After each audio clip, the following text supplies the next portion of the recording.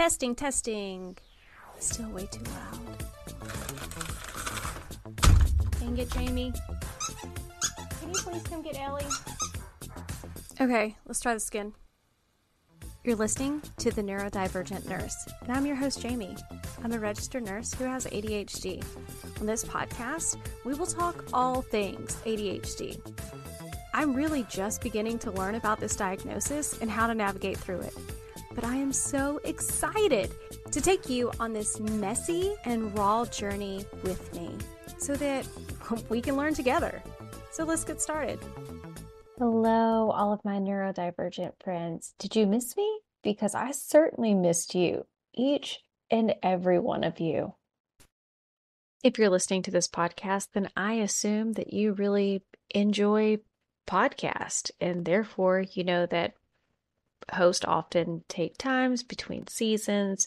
They may take a month or two off around the holidays, things like that. It just so happened that my time off was September and October. It was a needed amount of time, but if you follow the Neurodivergent Nurse on Instagram, then you know the present was still hopping over there daily. If you don't follow the Neurodivergent Nurse on Instagram, I definitely would if I were you. I'm a little biased, but you get some ADHD content, some education every single day over there. And it's a pretty wonderful community too. There's some cool episodes that are coming out that I had the pleasure of interviewing for. One is a fashion guru that I connected with on Instagram, love his account, which he gave phenomenal tips on how to deal with fashion with the ADHD brain and to make it easy. I also interviewed Sarah, the host of Rapid Response RN podcast. That was pretty fun. I can't wait for you to hear it. But today, this kind of intro back to the Neurodivergent Nurse podcast is just going to be me and you. Things over here in my world are kind of the same, I guess. October 8th, had a great gala, accepted my award for North Carolina Great 100 Nurses. That was pretty fun. If you are a Patreon or a subscriber on Instagram, the paid subscribers, then you got to see a little bit more pictures and behind the scenes of all of that. If not, I'm pretty sure I may have posted one reel on Instagram that had some videos and pictures from that night, but it was very short in comparison. Otherwise, I've been spending a lot of time traveling from North Carolina back to South Carolina. Been using up a little bit of my FMLA to be here with my mom. Also, that is why I don't sound like the pure quality that I typically do on the podcast episodes, because although I am not at home in my podcast studio and that I'm here with my family in South Carolina, I just couldn't wait to talk to you again. So here we are. Please forgive the quality, but I just missed you. On today's episode, I want to talk to you about something that I always thought was just me and didn't realize that there was any connection to ADHD.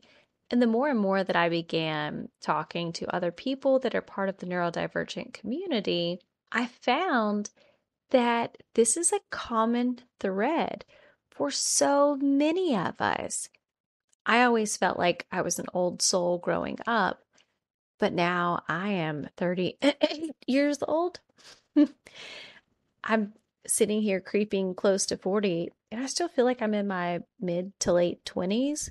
And in a lot of ways, not only do I feel young, but I feel behind when it comes to life in comparison to other people. When I was doing my prerequisites for nursing school years ago, but I think maybe around age 24, 25, I was married at this time. I had two wonderful and beautiful stepkids. I was living a very adult and grown life, being a parent, being a wife, having all of the things that grown adult people do. I took this class, Human Growth and Development, where I learned about Jean Piaget, and I also learned about Erik Erikson. And as I was studying about Erik Erikson, he would go through with stages of lives. Like the very first one is trust versus mistrust. And if you have trust as a baby, as a newborn, versus having mistrust, it would go through to talk about what type of individual you would be in these traits because you had one or the other. Well, I remember reading through this and I had to write a paper about myself, and I thought, I didn't go through these stages at the ages that normal, quote unquote, people did.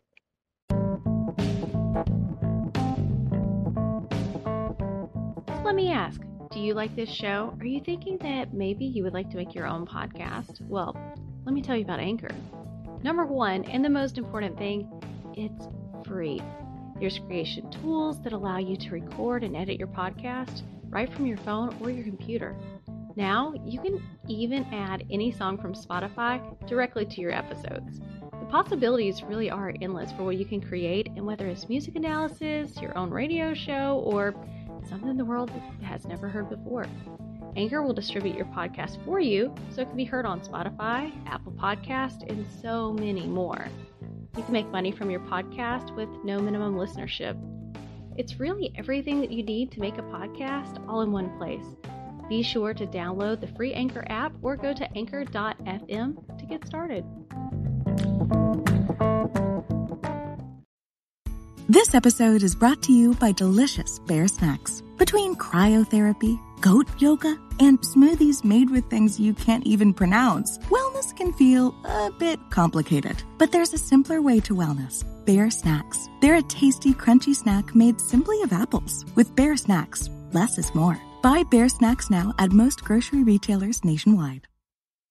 And that was fascinating to me at that time. And I couldn't figure out why I felt so regressed and so stunted in life. Realistically, everyone can feel behind in life, but people with ADHD seem to experience this feeling more frequently. Some things do actually take longer when you have ADHD.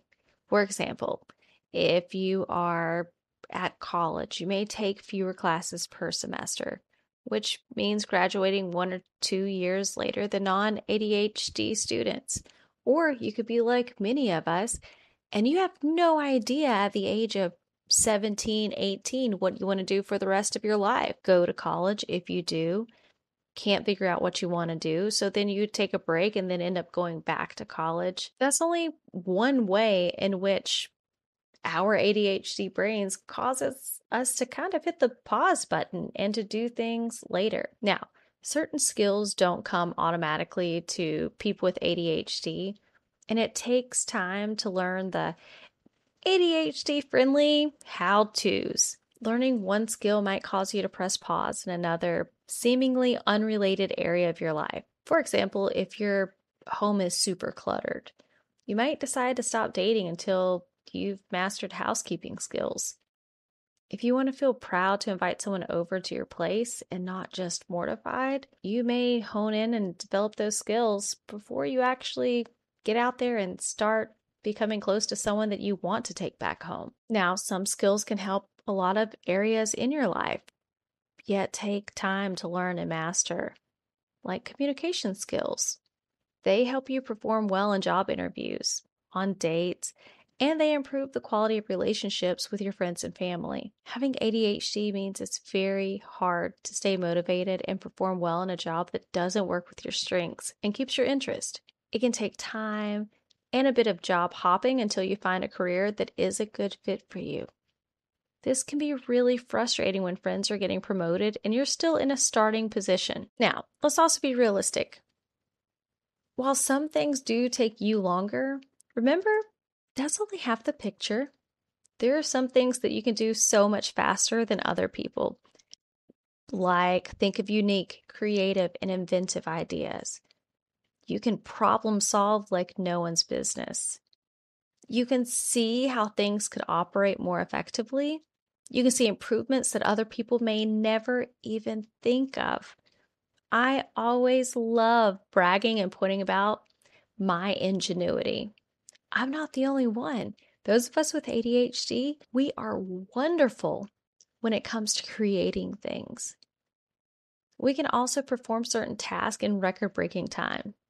These might be linked to your skill set, like computer programming, or it could be something completely random. Realistically, it is so easy for us to ruminate on feeling like we're so behind in life compared to the other people that we love and that we care about and the people that we look up to. But feeling bad is a way of thinking. It is a thought pattern. This is not based on actual reality and facts. It's really just based on the way you think about the facts. It's kind of like glasses half full or half empty type of thing. If this way of thinking is left unchecked, you will continue to feel behind no matter what your age is, no matter what your accomplishments are. Whenever you get weighed down in those negative thoughts, you really need to balance them out with a realistic and more accurate view of you and your life. Now, I know that this is so much easier said than done. And you may be thinking, how do I even do that, Jamie? You're telling me to do these things so that I don't feel as bad, but what can I do about it? All right, I'm going to give you a little exercise to help retrain your thinking. Every time you feel behind in life, I want you to think of 3 of your accomplishments, whether they are big or they're small. When you do this, you're replacing a negative thought with 3 positive ones. Now, be careful not to talk away your successes. We love to do that to ourselves because of our imposter syndrome. I have a degree, yeah, but I handed in all my assignments late. Okay, nope, just state the factual accomplishments, okay? I also want you to define what success means to you. How will you know when you aren't behind? That you're in just the right place. When you're very clear on what your version of success is, not your neighbors or your best friends, just yours. What does that look like? Some people don't like the word success because it creates a mental picture in their head of someone who stands for everything they dislike. If you're having a reaction to the word success as I'm telling it to you, that's a sign that this exercise is actually really important. When we aren't clear on our version of success, we end up measuring our life against someone else's definition of it, which is why we feel behind. It could be that the reason that you don't have certain things is because they're just not important to you, which means that you're not behind at all. You're just living in alignment with your own values. Success for you might include some of the stereotypical things that are viewed as successful, like owning a house, getting a degree, finding a loving partner to share your life with. It might be having the freedom to travel, getting a dog, wearing put together outfits, having a certain position at work, having your own business. It might be saving money every month, having a retirement plan. I don't know. You know what? Or it could be none of them. But see, the reality is you get to decide that. I know this exercise sounds great, but don't make it really big. You can do it on your Starbucks napkins, or you can think about it as you're walking to appointments. Once your vision of success is clear, I want you to write it down and I want you to keep it safe. When you have your definition of success, it is liberating and also a practical framework to help you work towards the things that you would like to have in your life and that you don't have yet. Now, in this effort to hit success milestones, it can be really tempting to push hard just to cross things off your success list. I've been there. So I need you to be careful. Don't force these things because some goals have a natural pace that cannot be hurried. The whole reason why I became a nurse is because I wanted to be a certified registered nurse anesthetist. I had all of this planned out, that whenever I graduated, how much time I needed to work in the ICU to go back to get my bachelor's degree, to go into the CRNA program, and I was going to be a CRNA by 2013, or be in the program by 2013. It's 2022 right now, And I am still a registered nurse, not with my CRNA. I do have a bachelor's, however, and honestly, I only have a bachelor's because I was kind of forced in the job field now, and also because I don't want to be a CRNA. I want to be a physician. I'm 38 years old and I haven't applied to medical school yet. Is that behind? Yeah, maybe for that 20-year-old whose dad is a doctor and they knew that's what they wanted to be. Is it for me? I don't think so. I've really enjoyed my life to this point and it's had a very natural pace for me to be able to learn and to accomplish the things that I want to, and then to be able to take the steps safely and in a great way of enjoying life along the way that is right for me. But if we force the things and the goals that don't have a natural pace, like for people who think, I'm 40 years old, I should be married by now. This might fast track a relationship based on a fear that they're behind rather that they're compatible with someone that they're dating. So because they need to reach that goal, they could absolutely ignore red flags and their own feelings. They might get married.